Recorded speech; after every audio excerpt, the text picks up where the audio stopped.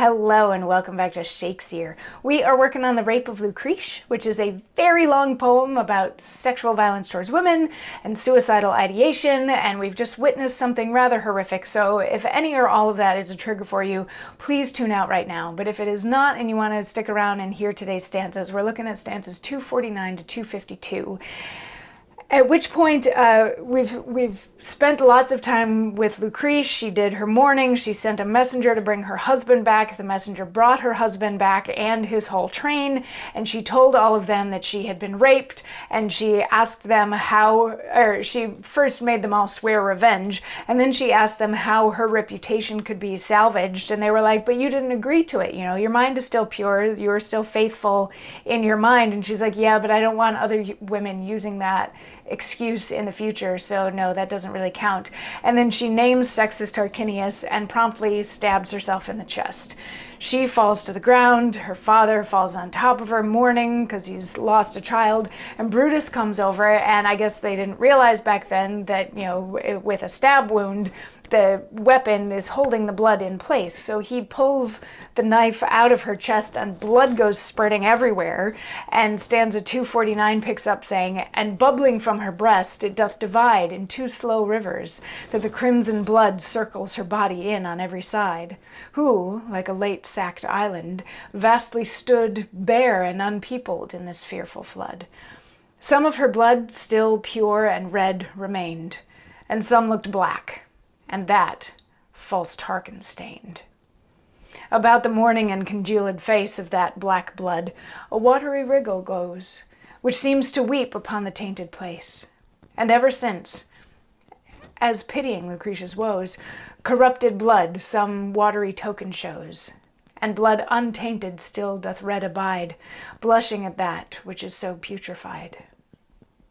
Daughter, dear daughter, old Lucretius cries, that life was mine which thou hast here deprived. If in the child the father's image lies, where shall I live now, Lucretia's unlived? Thou wast not to this end from me derived. If children predecess progenitors, we are their offspring, and they none of ours. Poor broken glass, I often did behold in thy sweet semblance my old age new born. But now that fresh fair mirror, dim and old, shows me a bare-boned death by time outworn. Oh, from thy cheeks my image thou hast torn, and shivered all the beauty of my glass, that I no more can see what once I was.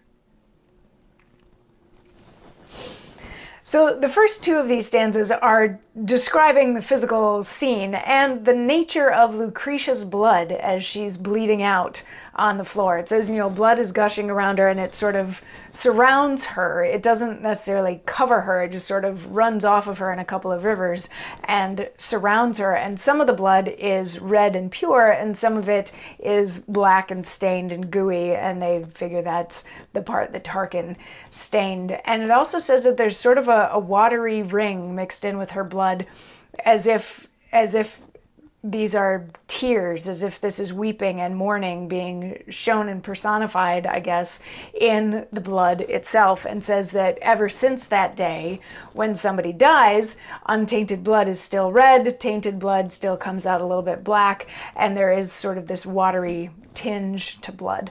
But then the second two stanzas there are her father mourning for her. There isn't a word for a parent who has lost a child, and that's sort of what he's saying here. He's saying that parents are supposed to outlive their children, so if a parent loses their child, what does that do to him? What does that make him? He used to be able to see himself in her, which maybe harkens back to some of Shakespeare's early sonnets where he was like, please breed so that your offspring will live on in you. This is a very similar theme to that. Her father is saying, I used to see myself in you, and now that you're dead, I don't see myself in you anymore, so I don't know who I am anymore. And, it makes sense. This man just watched his daughter kill herself, so of course he's grieving, and he's not quite done with the grieving. He will do a little bit more of that in the stanzas that we will hear tomorrow. So I will see you then. Mwah.